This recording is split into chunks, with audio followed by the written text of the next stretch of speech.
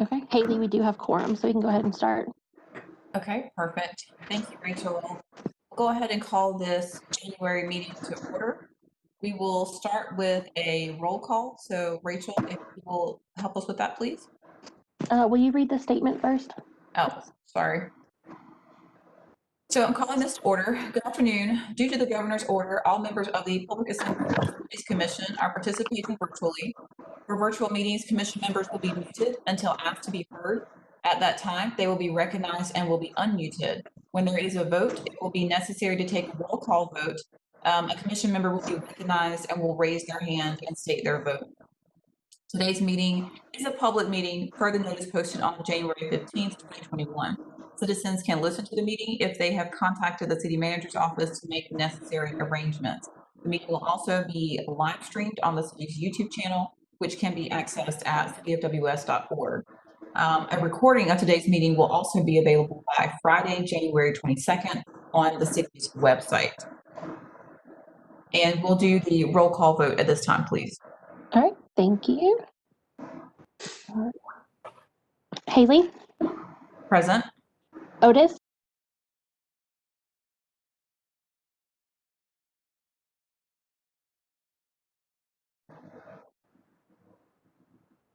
Jim Rose? Manya? Present. Kathleen? Present. Vicki Miller? Present. Ray Bowden? Present. And Lisa Strout said she would not attend today. Thank you. All right, thank you, Rachel, for that. It looks like our first agenda item is an election of a vice chair.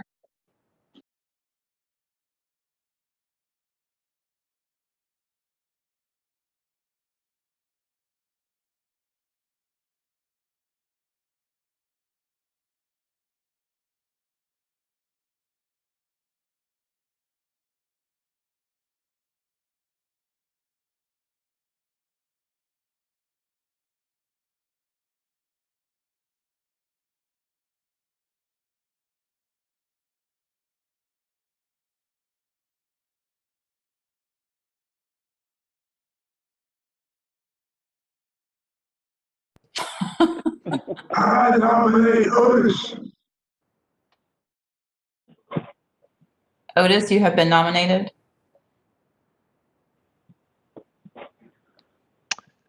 Okay, that'd be great. Thank you. Any others from the floor?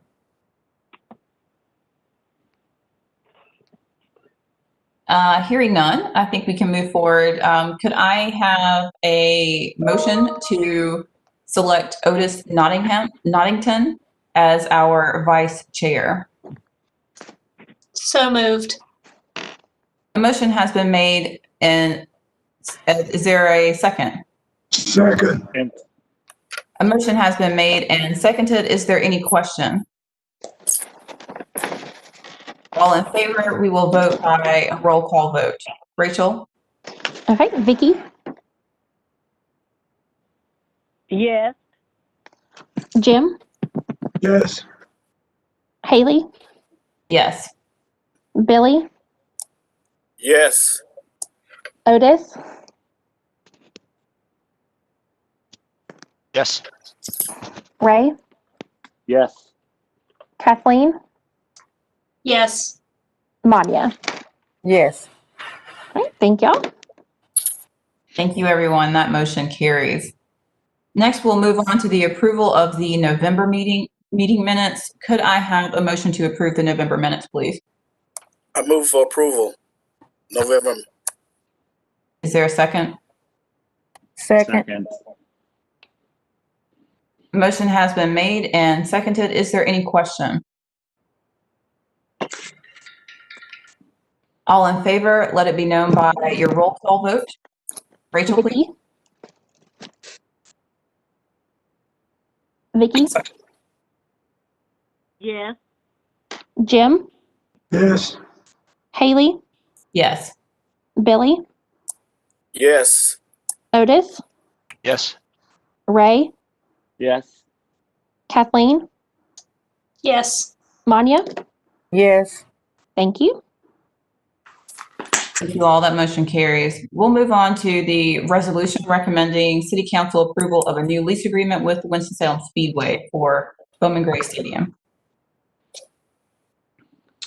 I'll take this one. So good afternoon, everyone. So the item before you today is a resolution recommending approval by the council of a new lease agreement with Winston-Salem Speedway, Inc. for Bowman Gray Stadium. So if we rewind back to 2011, the city entered into a 20-year lease agreement with Winston-Salem Speedway, Inc. At that time. Since then, there have been a number of changes that have taken place. Obviously, the most significant one is the current improvements that are underway at the stadium. So that's going to result in a reconfiguration of the concourse that will need to reflect in the agreement. Also, the city built a new storage building for Winston-Salem Speedway, Inc. Several years ago that also needs to be reflected in the agreement. And then also just recognizing the impact that the pandemic had on last year's season. There's an adjustment in the proposed new agreement for that. So just to give you the highlights, and those are outlined in the action item that was provided in your agenda package. This would be a new 30-year lease agreement as opposed to a 20-year agreement. We are proposing to adjust the rental rate structure to where basically the 2020 rate they would have paid would carry over into the 2021 season. So it would still remain at $4,750 rather than the scheduled increase of $5,000 under the current agreement. As I mentioned, it accounts for the new storage building. It also provides Speedway, Inc. and the city the flexibility to utilize independent security providers to support the races. There was a question at council this month when I brought this as an information item to them about this, and historically Winston-Salem Speedway, Inc. is required to use Winston-Salem police officers or Forsyth County Sheriff's deputies. We have had challenges over the years where there have been competing opportunities for off-duty work for officers. And so just to ensure that we have sufficient staffing for security, we've added language in the new agreement that allows WSSI and city staff to work together to come up with what would be a mutually agreed upon level of support by PD or the Forsyth County Sheriff's Office, or if necessary, independent security providers. So it's not a case where we're trying to save money by not utilizing police officers or sheriff's deputies. That would still be a priority to hire those officers, those law enforcement officials. We do need to have officials that have arrest authority to work the events, but it just provides that flexibility to ensure that we have sufficient staffing for security. The agreement also clarifies and extends WSSI's current broadcast rights. Again, social media, the way all that has evolved even since 2011, just need to update the agreement to reflect kind of the new landscape in that area.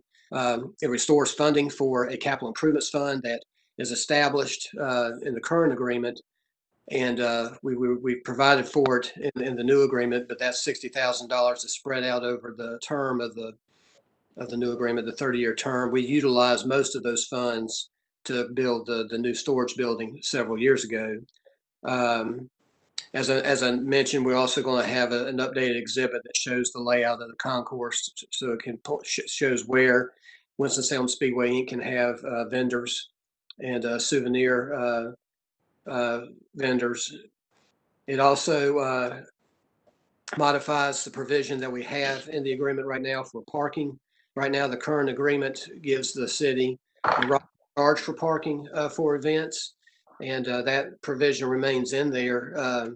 But if we were to exercise that right, then we would split the net revenues with Winston-Salem Speedway Inc., and that is consistent with our agreement with Winston-Salem State as far as how we handle parking revenues for football games. That's split evenly between the city and the university. So we've not, as far as I know, ever charged for parking for racing. I don't think there's really a plan to do that, but if we were to exercise that authority, then we would share in those revenues.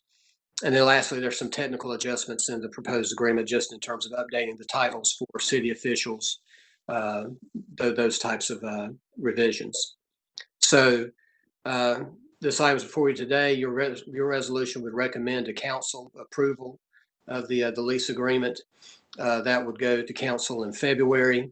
Because we are entering into a long-term agreement with Winston-Salem Speedway Inc., there will have to be an upset bid process conducted next month if council approves it. Basically, what that means is that we'll have to open up the opportunity for 10 days after the council approves the resolution for any entity to submit a higher bid, so to speak, to pay to lease the stadium. But they have to operate the stadium under the conditions that we advertise for. In other words, there'll have to be an organization that has operated a NASCAR racing series for 10 consecutive years. Is very, very specific. But still by law, we would have to go through that upset bid process. If there are no upset bids, then after 10 days, we would execute the contract with Winston-Salem Speedway Inc. Be happy to answer any questions. Ben, I have some questions real quick, Ben. Yes, sir. Trey. So I don't have that document open while I'm on the Zoom with you guys. I'm sorry, Cisco WebEx, to give them their credit. So the city makes roughly, or the rental roughly for a race season is about $120,000 paid to the city in the $5,000, what will be the $5,000 fee. Is that correct? It's I just took an approximate number of weekends. Right. So Well, under the proposed agreement, we would start at $4,750, which was the 2020 rate. So okay. carry that forward and then adjust going forward. Every 3 years, there's like a $250 adjustment in the rate. And so we would just bring that 2020 rate forward into 2021, recognizing the fact that they didn't have a season last year. And then every 3 years it would be adjusted. And then that would restart the timeline for an incremental increase every 4 years, you said? So I think it's every 3, but yes. Okay, every 3. So and then the agreement is going to be extended for 30 years with them, but the city's spending $9 million on the redo of the facility. So I just wasn't sure, where other than, it's a big event and lots of people go. I just think that the race organization benefits so much by the city's expenditure, and the city receives so little back, at least financially. Certainly it's a big event and lots of people go to it and stuff, but I don't know what the concession splits are. The 50-50 parking certainly seems normal because they're bringing you business to create revenue, but does the city pay for the officers was the city paying for the off-duty officers at the events, or was the race promoter paying for all of the services, EMS and the police department and sheriffs? So within the bowl, within the stadium itself, the pits, Winston-Salem Speedway Inc. pays the off-duty officers to support the events, and they also pay for the rescue squad to be on site. But as you mentioned, Ray, we do receive 30% share of the net sales from concessions at every event. And again, the goal of the project is to benefit both racing and Winston-Salem State. So just to let you all know that city staff, we are going to be working with Winston-Salem State officials on updating their lease agreement for the stadium and the field house to again, kind of update it, recognizing there have been changes in the stadium over the last good number of years.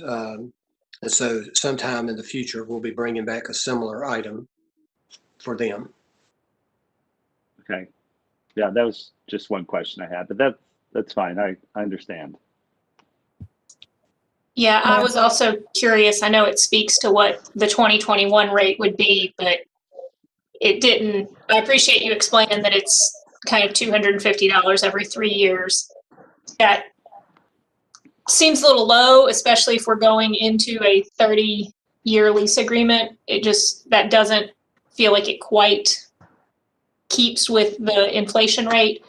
But two, I just had a question about the term of the lease being 30 years. Is that kind of typical? I know the one we're replacing is only 20 years. Are there any other organizations that were in that long of a lease with? That just feels like a really long time. Winston-Salem State, we do. So it's really, we're trying, while racing and football are very different sports, we're trying to make the two leases consistent. And so right now, we have a 30-year lease with the university for the field house and the stadium. We're probably looking at something similar with them. So this is with the proposed agreement with WSSI is to make it consistent. They've been in that stadium since the late 40s. So it's very of the tradition down there at Bowman Gray. So we just want to continue to preserve that. And I'll jump in, Ben, correct me if I'm wrong. The rate is tied to the CPI in the lease agreement. I'm not correct. It's a lesser of the two. I'd have to check that, Robert. Okay. It might be. It's the lesser of the two? But maybe the more, I know it's involved. I think there's a formula in there. I don't have it in front of me either, but I recall calculating CPI based on the current agreement.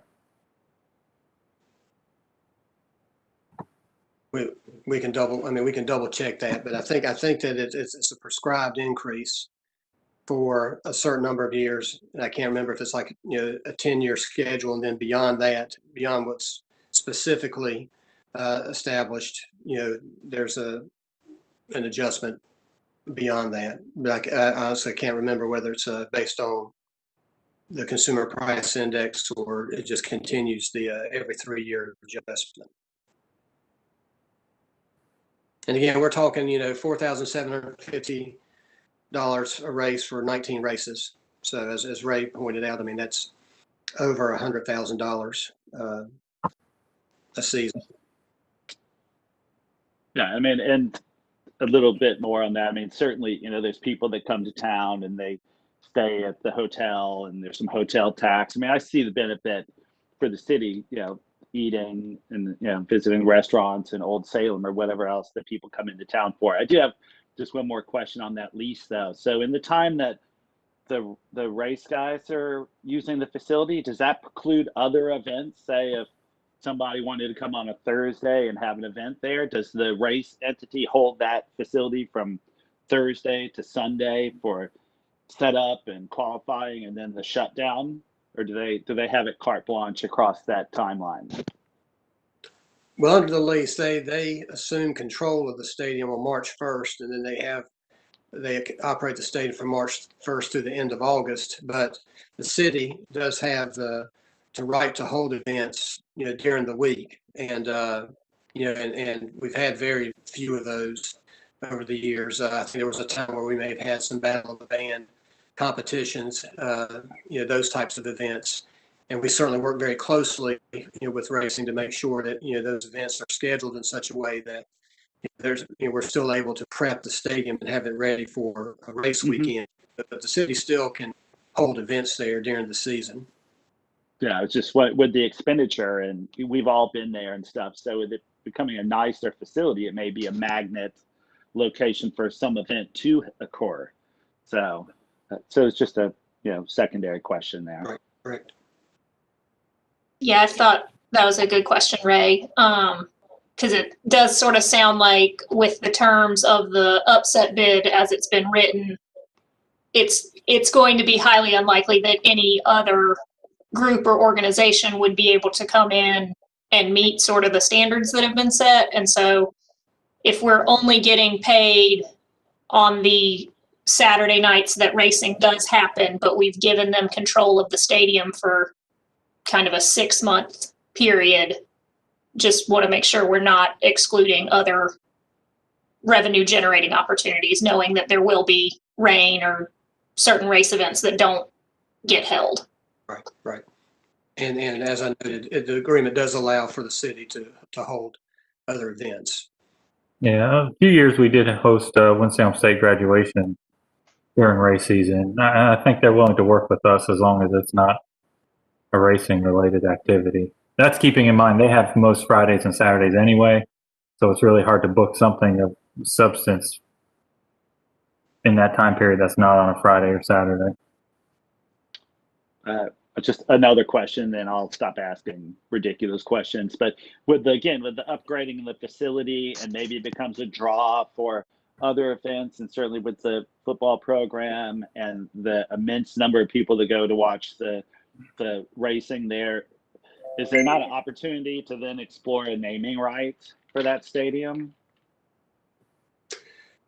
Well, that's a good question, Ray. My understanding is that we have to continue to call Bowman Gray Stadium based on the gift that Bowman Gray's wife gave to the city to purchase the land that the stadium is built on. Okay. So I'm not sure exactly how we could do that and I mean do a complete renaming. Mm-hmm. There may be opportunities with some of the structures there at the stadium, but as far as the stadium itself, we'd have to explore that further to see if we can do anything in considering the condition to receive the original funding for the site. Okay. Yeah, I wasn't aware Ray, of how it came. Yeah, like in Atlanta, that you have Grant Stadium, but you have Bobby Dodd Field, and you have Cameron Indoor and Duke, but you got Kay's Court or whatever it is. As far as utilities and those kind of things, we don't have the lease, so I'm assuming there's some type of utility share or with that, or is that something that the city covers? I mean, that's what the lease has been, so it's not really, I guess, negotiated here, but I was just curious as far as those kind of operating expenses. Do we pass any of that on to the tenants? Well, I mean, it is obviously an operating expense of the stadium, and so I would say that the rent, both that we charged Winston-Salem Speedway Inc. and the university is, you could say, is set to cover, help to cover those expenses. For the field house specifically, in the lease with Winston-Salem State, there is language in that lease agreement that the university covers 90% the operating expenses of the field house. So we do charge those expenses. We do track those expenses separately so that when we invoice them on a quarterly basis, we are invoicing them for 90% of the cost of the field house. But as far as the rent of the stadium itself and, the lights for the parking lots, I mean, I think that the thought there is that the rents that we charge should be sufficient to cover those expenses. But the only reason I ask that is that I know that they have practice nights and other nights that they're using the facilities, because I can hear them from my house when they're practicing, and which is pretty good distance. But I just didn't know if there was any thought that maybe trying to recover some of those operational expenses that we have, because if they use it 3 or 4 nights for practice and then run a race, we just get paid for the race night according to the terms here. And that would be something that, if we could negotiate some additional revenue share or cost share with them, I think that would be good. But, you do the best you can on the lease. Limited number of potential tenants, Right. to Ray's point. Right. Question, do we market the Bowman Gray Stadium as far as the CVB and the city itself, or the commission group? Billy, when you say that, you mean in terms of promoting racing and Winston-Salem State football, or trying to attract other events to the stadium? Trying to attract other events to the stadium. So, I mean, I think that we're always, receptive to promoters who approach us about possible events. I'll give you one example. It had been 2 years ago. This was called Nitro Circus, which is a kind of a motocross, motorbike stunt event series. Had approached us about operating or about holding one of their events in the stadium. It didn't work out. I think that when we looked at the numbers closely, what the promoter was asking for from the city was basically covering all the operating costs, and it just didn't look like it would be a financially beneficial event for us. So we certainly look at those and consider them. But I can't say that we've actually kind of actively looked to recruit, or try to attract events. At least city side, I'd have to check with the Visit Winston-Salem staff to see to what extent they promote Bowman Gray. I mean, I think generally people see the stadium still as NASCAR racing and Winston-Salem State football, but we certainly can continue to do that. Continue to look for ways to perhaps attract other events there. Yeah, and I'll piggyback on that, Billy. I've talked with Bonnie Burnett, Visit Winston-Salem, multiple times about events at Bowman Gray. We've quoted them ultimate frisbees and frisbee golf and cornhole tournaments. So it is on Visit Winston-Salem's radar. And I'll tell you one other tricky part I know we've talked about before. Think about every Saturday between March and pretty much November is for the most part booked between racing and football. So we lose almost all of our prime weekends in that time frame. It's really hard to host November, December, January, February outdoor events on a Friday. So it's a balancing act and it's tricky. But I think to Ben's point, we're not opposed to hosting other events there. It's just keeping in mind every Saturday between March and November is practically booked by one of the 2 main tenants.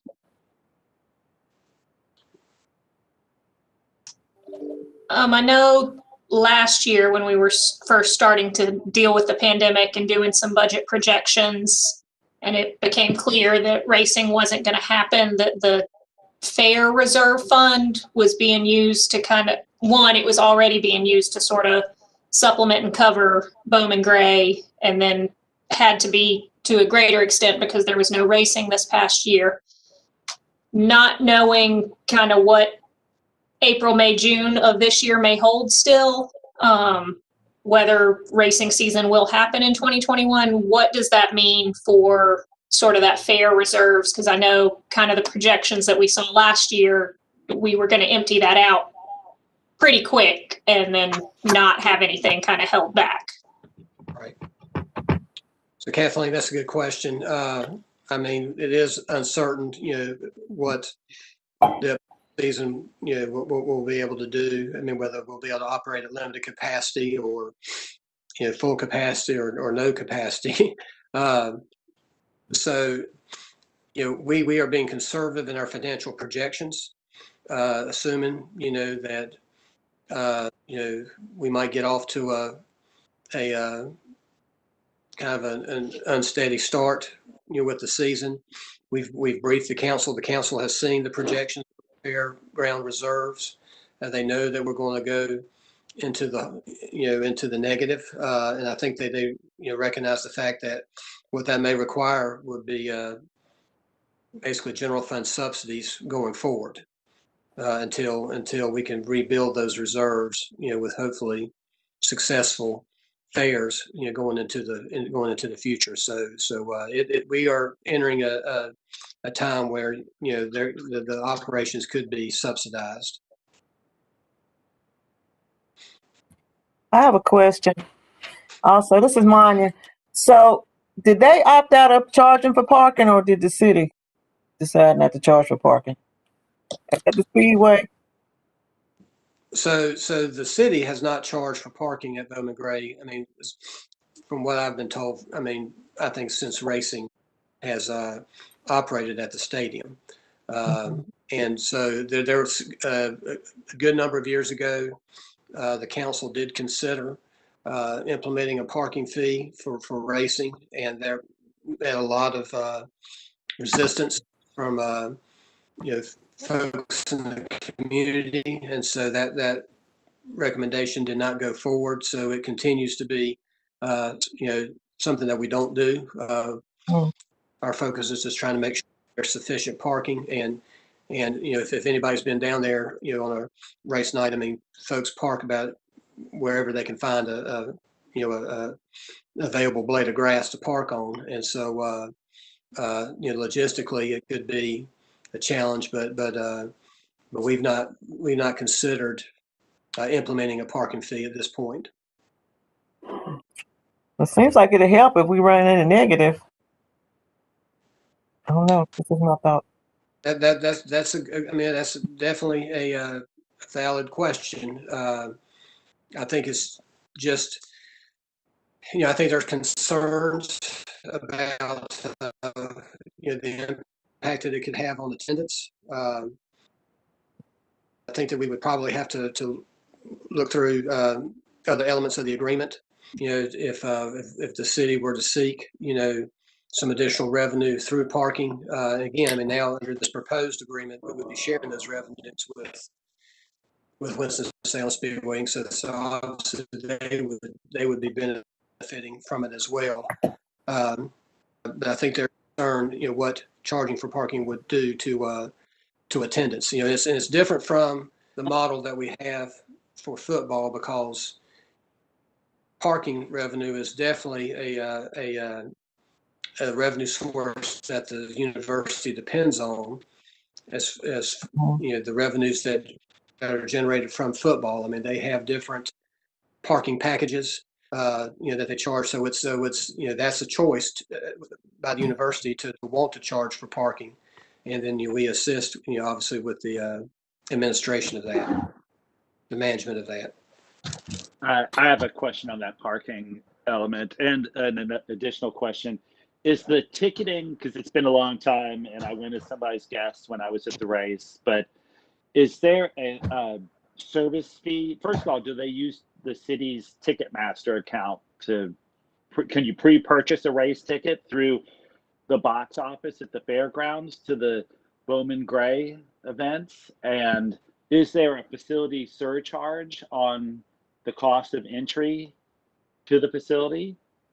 And is there opportunity to build in a parking fee into that ticket, where, just to do simple math, if it's a $10 ticket, it doesn't become a $12.50 ticket?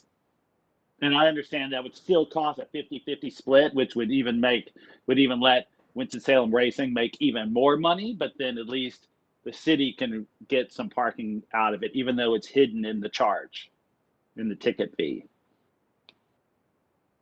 Robert, you want to take that? That's a cash ticketing. Yeah, it's all cash. There's nothing. They do not use any part of the city's ticketing or Ticketmaster. And I believe it's contracted that way, if I'm correct, for them to provide their own staff for that. Okay. And there's no facility charge, no facility fee on those tickets either. It's just again, for simple math, it's just $10 to get in, and it's free parking and no ticket fee or anything. So, right. I mean, would there be a revolt in, with the patronage of Bowman Gray events if there was a bump in the ticket? And can you help steer that ship with the promoter? I mean, I think if it was a ticket that had these embedded fees in it, I think it could. At least I think that would be the concern of the promoter. Does the lease address ticket prices? Like, I know for I think 10 years that I've been in Winston, it's been $10. And so is that just sort of their plan to continue as inflation? I guess I don't want them to like double the ticket price and yet what the city is receiving from them remains fairly flat and stagnant. Sure. I think they're $12 now for entry. They've nudged up on the ticket price. So I mean, they state that it's still an affordable price for families, and I think that the attendance certainly reflects that not impacted attendance, but I do think that there's concerns about what would happen if we started to embed additional fees in there, and we would have to consider again how we would manage parking. I mean, you have locations there along Martin Luther King in particular where people will just park in the grass. They know they can't park on the sidewalk, and so you're going to have probably a situation where people will try to find every free spot they can. So I mean, I think there would be some challenges there to try to move forward with that. And Kat, to answer your question, there's nothing in the ticketing portion as far as pricing. It's they just control all ticketing at all times and how in that avenue. No pricing structure in the contract. Gotcha. Thank you. I mean, I think if they double the price, if we were trying to get $250 built in for parking, if they price out their own people also, I assume, from what I was told here. I mean, I think that would be certainly a concern. But so it's a city box office at the location, and then they go in and they control all of the 100% of it is under their control. Robert. That's correct. Yeah, I mean they don't utilize our box office. Yeah, the only piece we manage on race nights, we have an event coordinator on site overseeing the whole facility, and then we manage traffic control and parking assistance staffing. And all the rest, as Ben mentioned, everything within the bowl is run by racing itself. Yeah. And remember our model on our side, is not to try to cover all of our operating expenses just from the rent. We do receive 30% of concession sales. So our two main revenue sources during racing are the rental revenue and concession revenues. And so, I mean, so that's, those two revenue sources are what we depend on to cover our costs.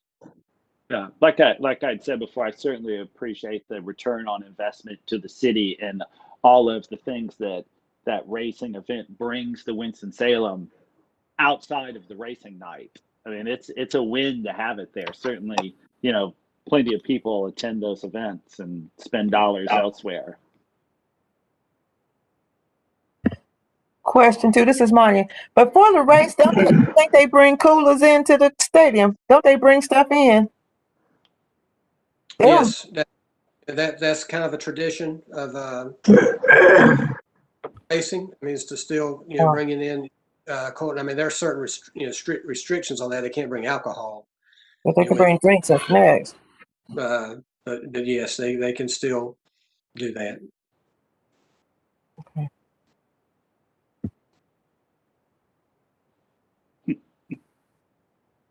This is Vicky. I think the questions that Manya is raising are appropriate. I think that we probably are missing some revenue chances there when it comes to racing.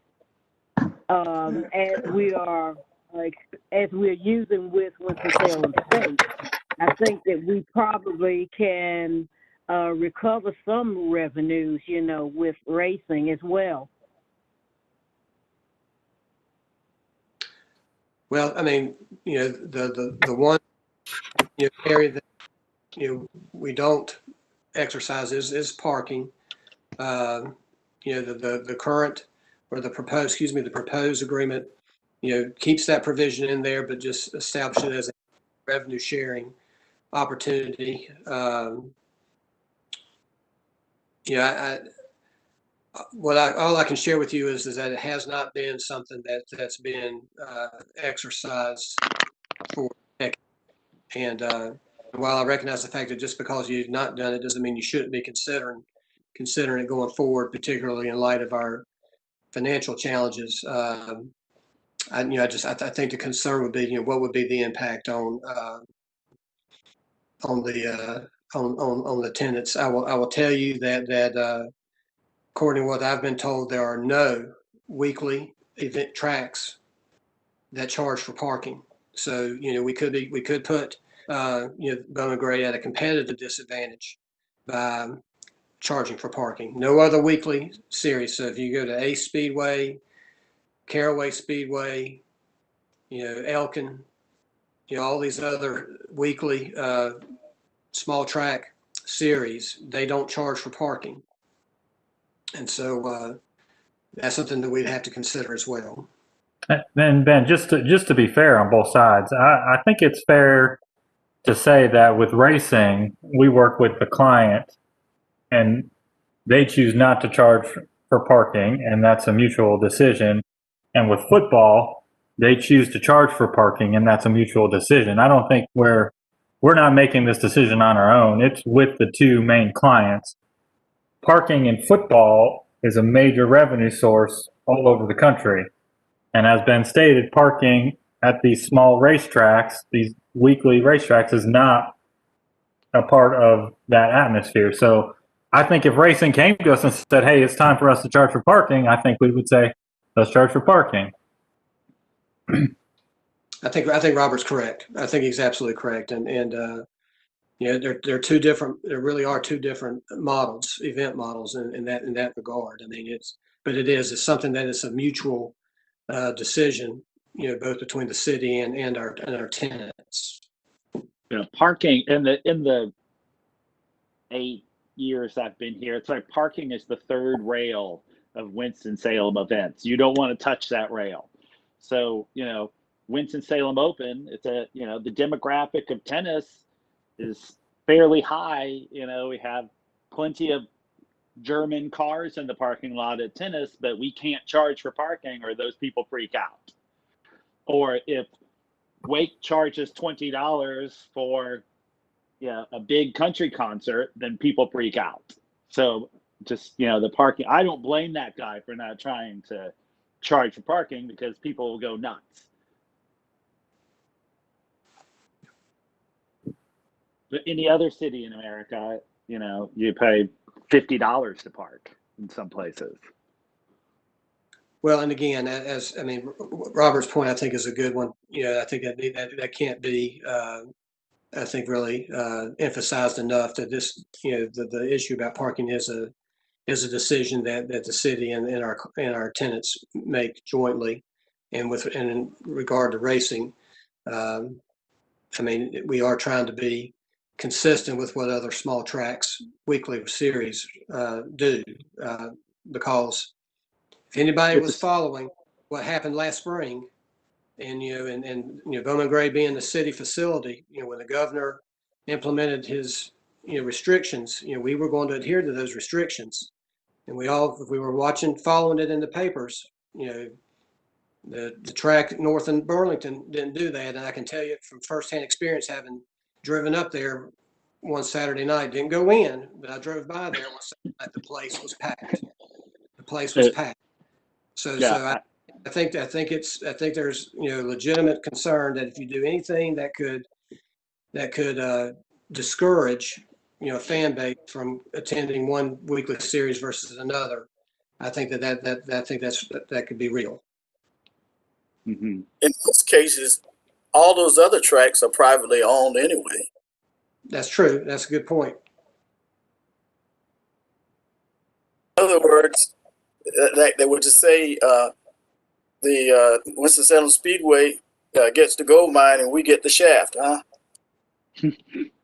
Well, not sure I would describe it that way. They like, again, they get no cut of the concessions, and that's, obviously their events bring in 8,000 to 10,000 people into that stadium, and we get, other than their concessionaire, we get 100% of the benefit in terms of concession sales. So I think I'll jump in here just in the event of time. We've had a lot of discussion, and I think that there's a general consensus of the commission that there's a missed opportunity for revenue here somewhere. And before we are willing to, give our stamp on the approval of this resolution for a 30-year agreement, commission, give me your input on whether we want city staff to explore further options for revenue, or if we are at a point where we feel comfortable making this resolution.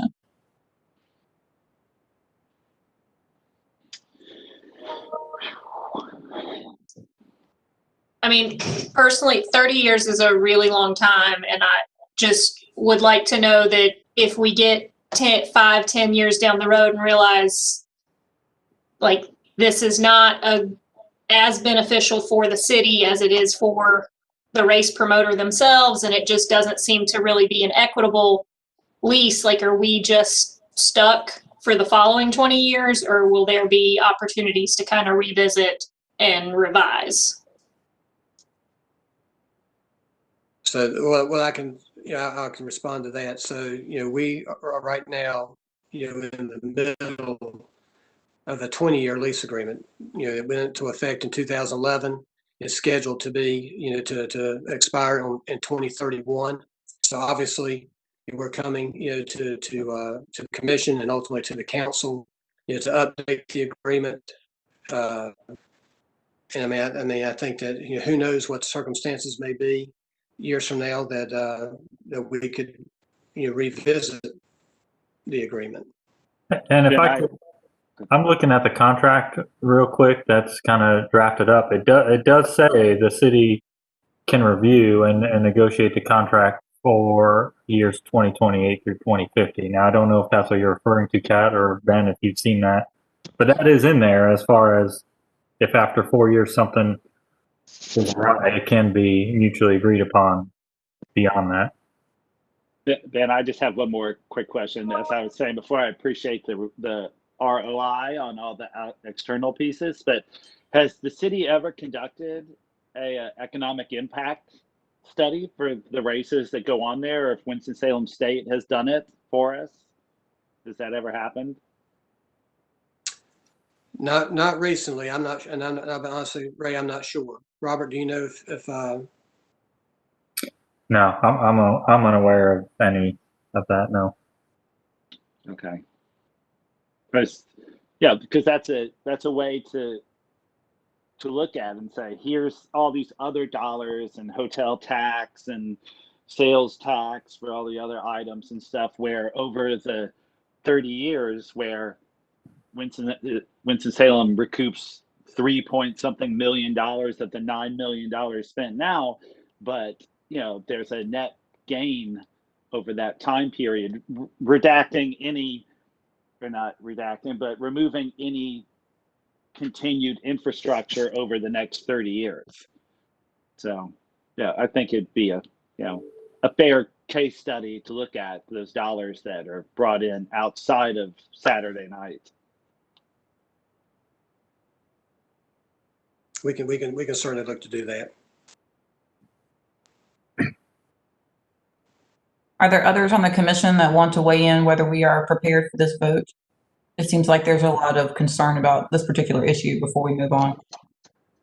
Well, I think that the question that I would have, or the comment that I would make, this is Otis, is I would be in favor of the city moving forward with a long-term contract with the current tenant, with consideration of and again, city council, they make the decision. We don't get to make the decision.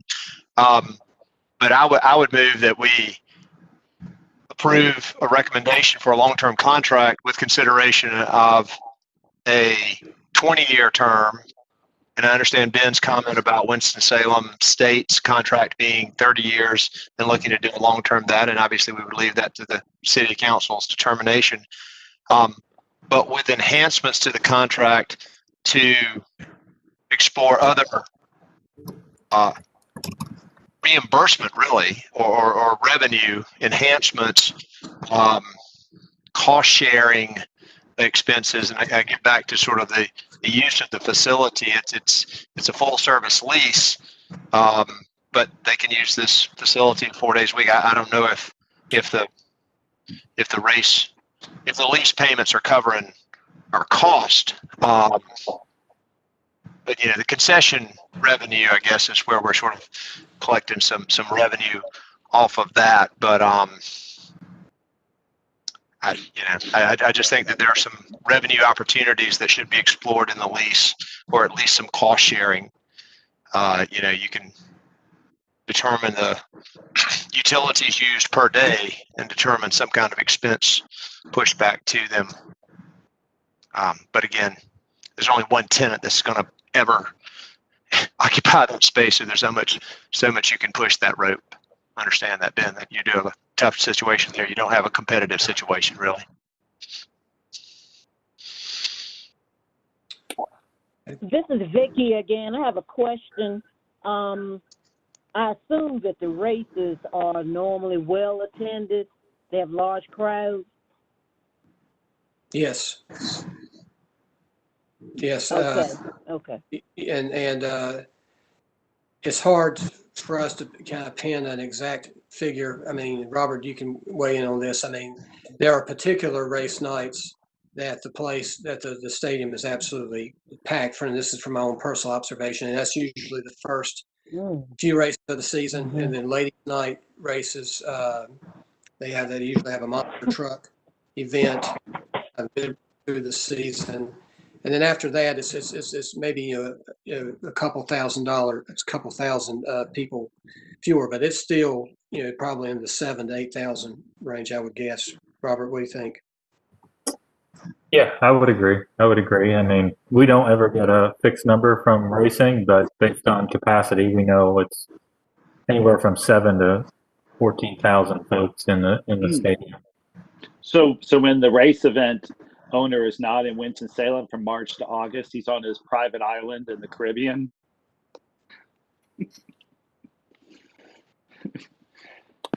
I think that in the interest of time right now, let's go ahead and table this item. And if some of the questions that were raised today, Ben, if some of the city staff could see if indeed we can either get some flexibility with the contract terms, or there are some other options for revenue generation.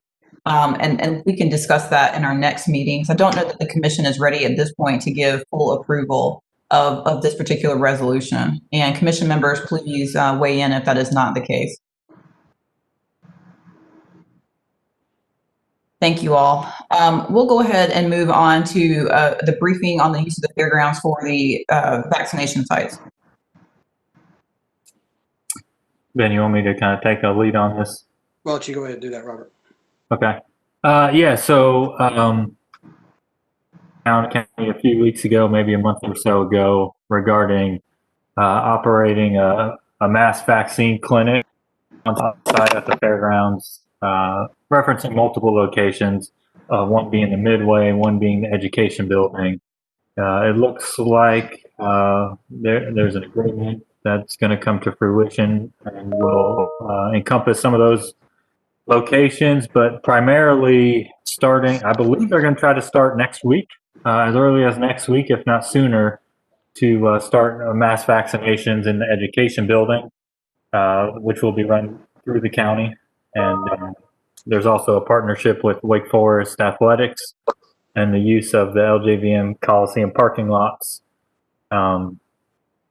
That time frame will pretty much be from now, because they've already begun kind of setting up their space in the education building all the way through tentatively May 31st. I'm sure there's opportunity for it to go shorter or longer, depending on what's going on in the country. But ultimately, the county will be running mass vaccine clinics from now until May 31st, and then they'll also continue to do the testing on site at the cattle barn, which is the drive-through testing they've been doing 2 to 3 times a week since, I believe, they started early December.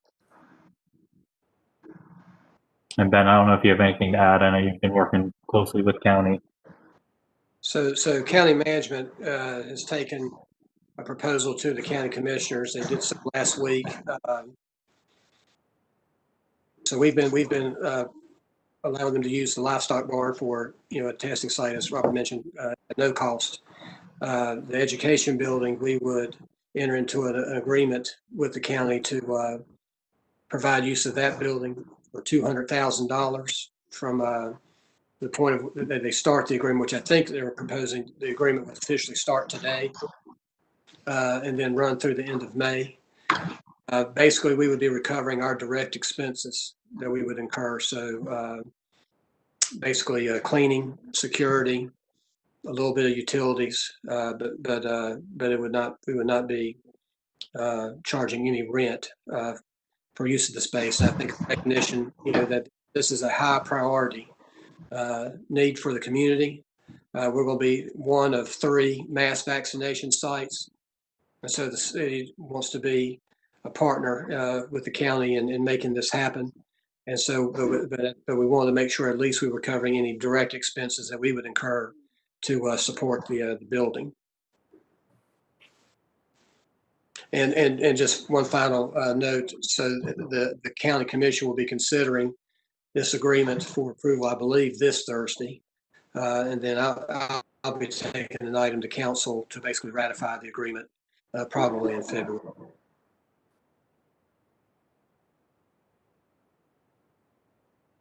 Any further questions about the vaccination site? That's Yeah, we're doing it. We wanted to share this with you all, just so that that the building's being utilized in that way. Just want to make you aware that we have been looking to book events in that building. So we're going to essentially take the building offline, but we are receiving income from it. It will be income though to cover our direct expenses. Yeah, I mean, the vaccination and testing is far more important than an event to me. And Ben, I think the city's done a great job during this, so thank you for your leadership during the COVID time. Yes, thank you for that. We will move on to staff updates. Can we start with the Bowman Gray Stadium improvements? Sure. Rachel, are you able to pull up that PowerPoint I sent? Yes, just one second.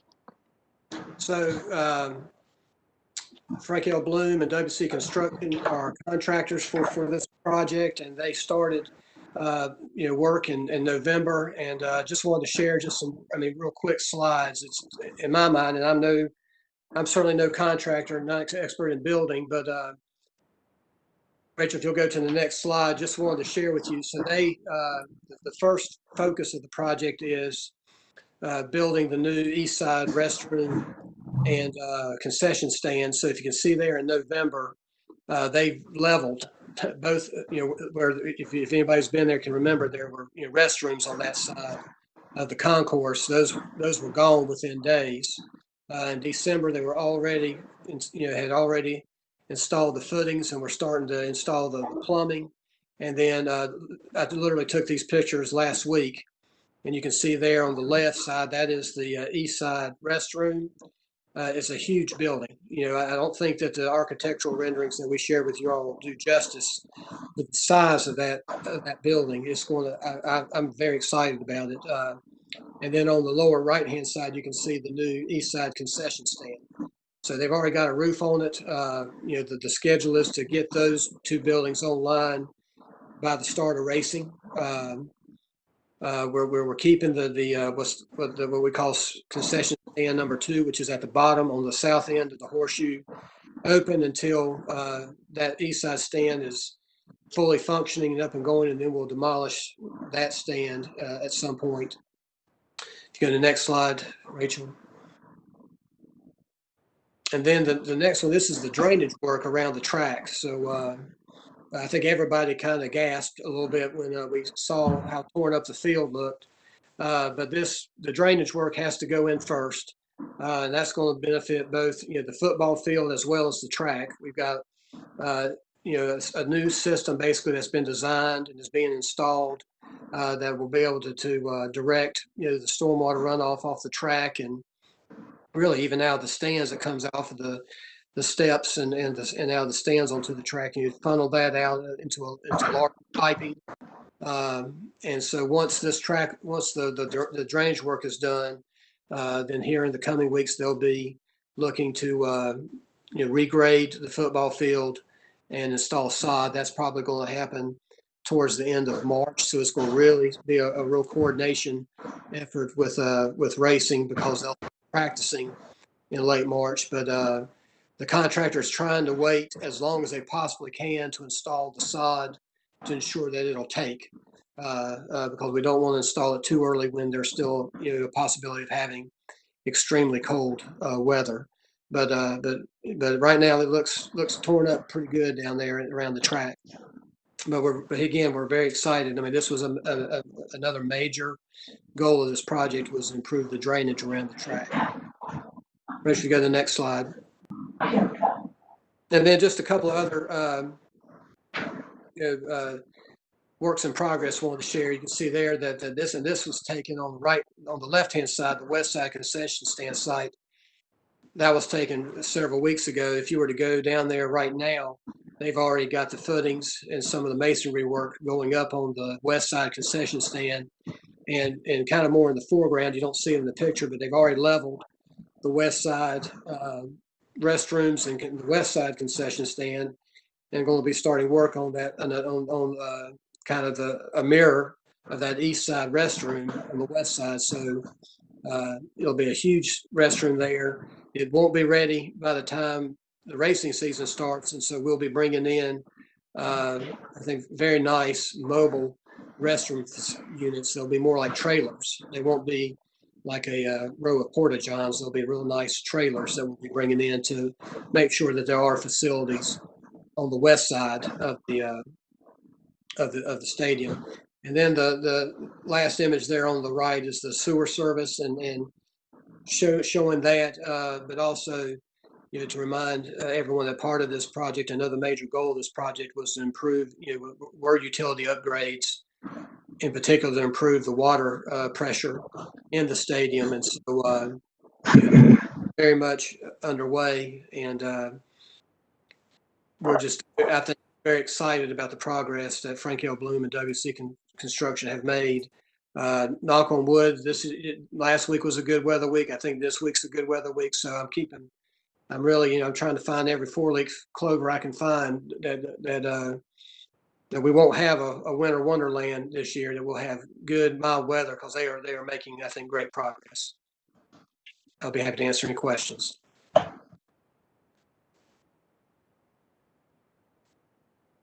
Thank you, Ben. Could you go on to the preparations for 2021 racing season? Robert? Yeah, sure. So as Ben mentioned, with the construction project, it's a little more complicated than our typical racing readiness plan.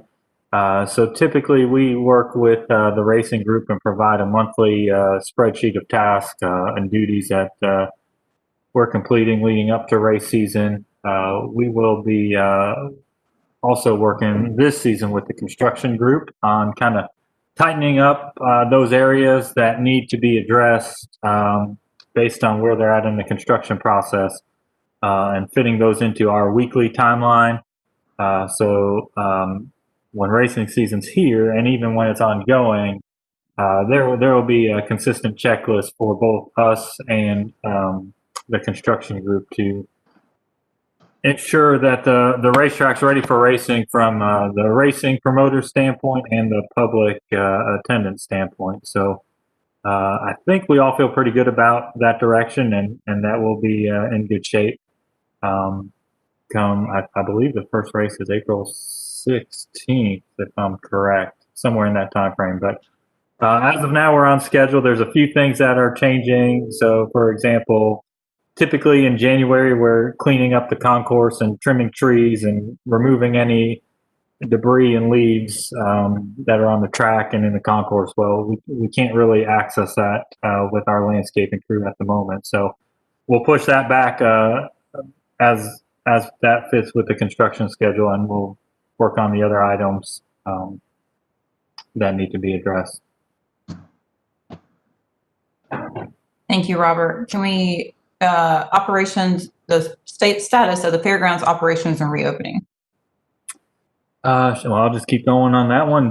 So the fairgrounds, we're still ultimately operating as a closed facility. A couple weeks ago, we met Ben Rao, Grant Minix, and the city attorney's office met and kind of came to an understanding on what kind of events we can open for moving forward under the current guidelines.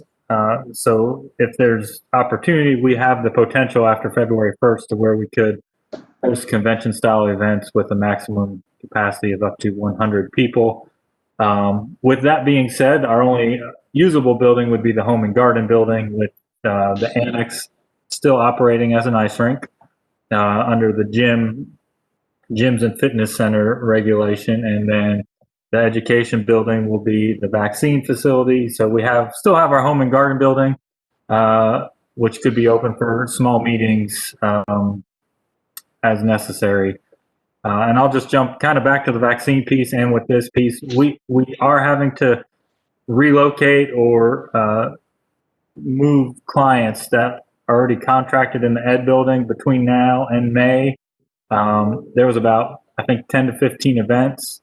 Not saying those were going to happen, because a lot of them were public trade show type events, and under the current order, we wouldn't allow those to happen. So we do have plans to work with Grant here, and LJVM has also been willing to work with us as far as relocating some of those folks into other facilities if the orders to open are an option. So as of now, probably pretty much through May, it's going to be just the ice rink, and then we'll slowly phase with the governor's orders as we see fit. Thanks, Robert. Can we also talk about the Carolina Thunderbirds season? Yeah, the Carolina Thunderbirds season, to be honest, I haven't heard much probably since our last meeting. I know the league has a whole date to start the season in February, and they've announced that a couple of their teams, I think 2 or 3 teams, are going to host a mini tournament in New York. But the Thunderbirds are not involved. The Columbus team is not involved. There's already 2 teams that have kind of dropped out for the season.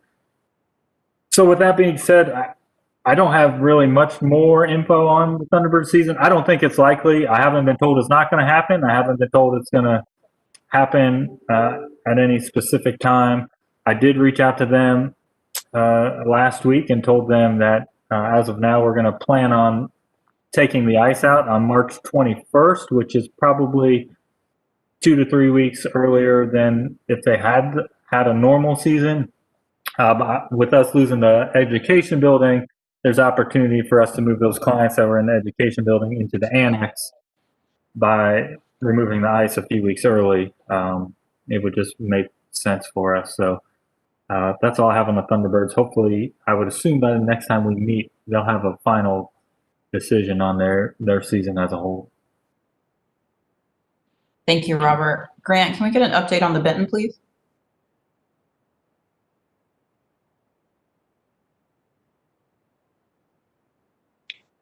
I think you're still muted. We can't hear you.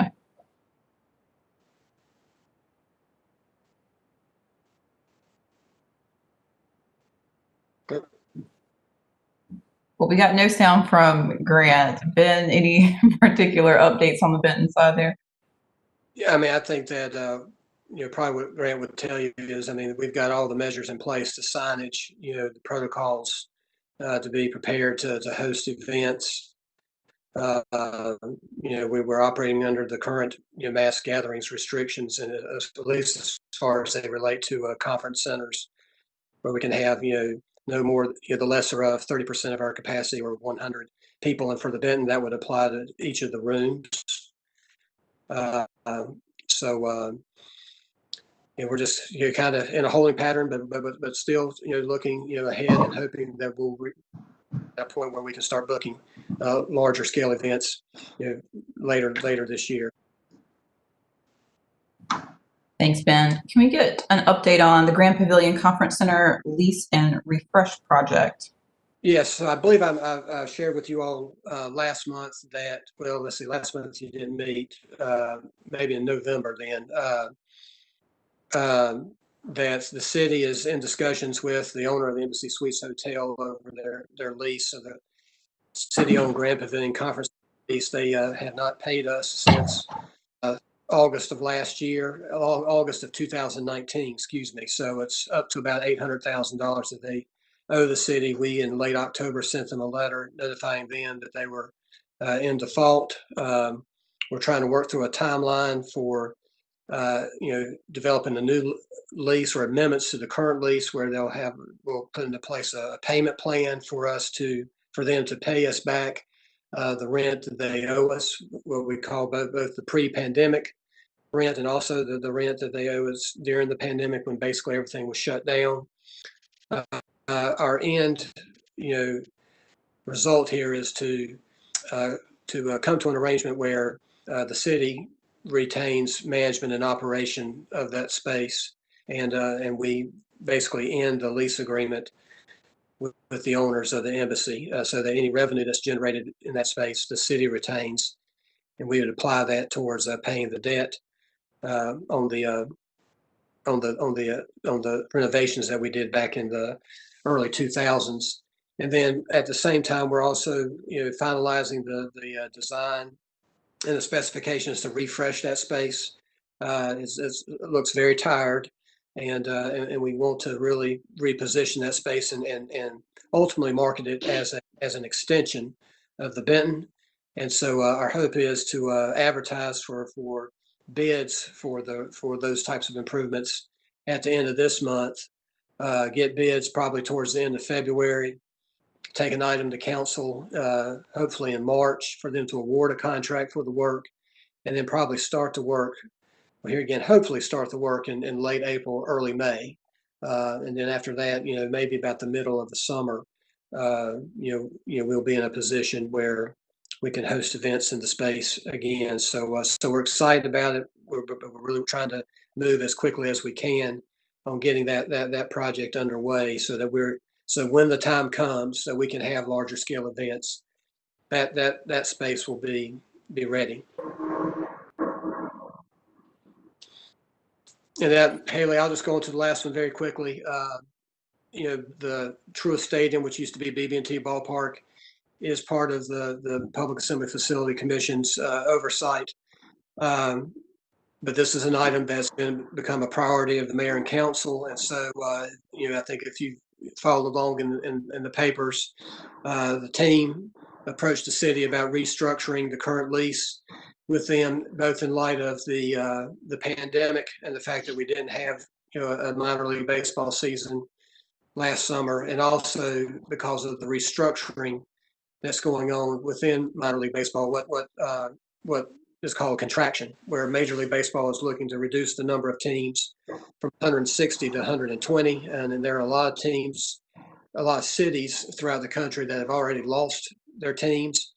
And so one of the goals of this lease is to make sure that the Dash is positioned to be one of the remaining 120 teams.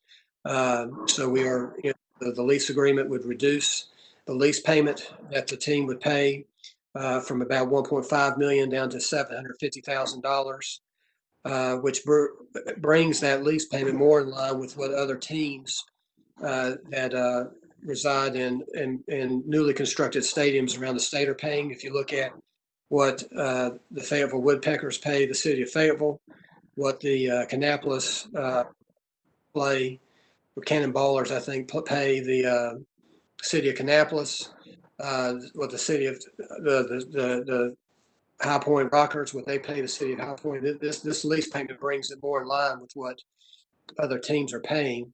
And really it kind of boils down to, we either try to work through an agreement that keeps the team competitive in terms of being able to have a team in the minor league system, or we run the risk of losing the team, and then the city has to end up, sharing the cost of the debt will range from $1.4 million to $1.6 million over the next 20 years or so. And so this item has gone to council. They were given a briefing on it, back in December. An action item went to them this month. They have to hold a public hearing because part of the modifications would be to an economic incentives agreement that we have with the team. That public hearing will take place on February 1st, and then hopefully council will approve the new lease agreement at that time. So just wanted to brief you all and just keep you updated on that. Here again, the goal is we want to keep the team, be able to keep the team here. Thank you, Ben. Commissioners, are there any further questions for city staff before adjournment? Hearing none, thank you all for your time today. We had a great discussion. Appreciate all of your service. And our next meeting is February 15th. And so I'm sure Rachel will give us more information on that as it approaches. Thank you all. We are adjourned. Thank you. Thank you. Thanks. Thank you. Thank you. Goodbye.